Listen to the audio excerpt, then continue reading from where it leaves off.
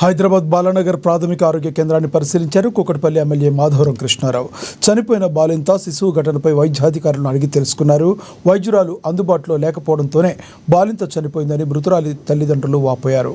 మృతురాలి కుటుంబానికి 25 లక్షల రూపాయల నష్టపరిహారం చెల్లించాలని ఎమ్మెల్యే డిమాండ్ చేశారు.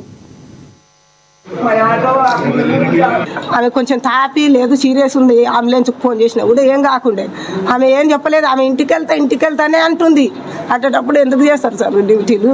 ఇంకొక సిస్టర్ ఏమో చూసి ఇంకొక పిల్ల వచ్చినాక లేదు ఆంటీ, పిల్లగాడైతే 3 కేజీలు ఉండరు, ఓలే తూకమేసిరి 3 కేజీలు ఉండడు, బాగుండడు.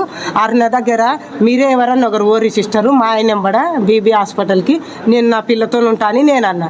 అంటే ఓలేమండ్రి మీరే వండి ఆంటీ, అరుణనే కదా క్లీనింగ్ చేసి మేమే ఈడ ఉంటాము, మేము చూసుకుంటాం అరుణని, నార్మలే అయింది కదా ఎందుకు భయపడతామని పిల్లగాని ఆ చెల్లెల చుట్టి నాకు ఇచ్చిరి.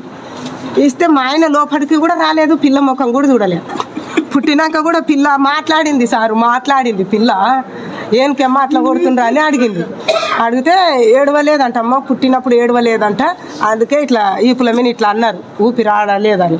ఏడవలేదంట. అంటే పాపనా బాబా అని అడిగింది. నీకు బాబే పుట్టాడమ్మా, 3 కేజీలు ఉండడు.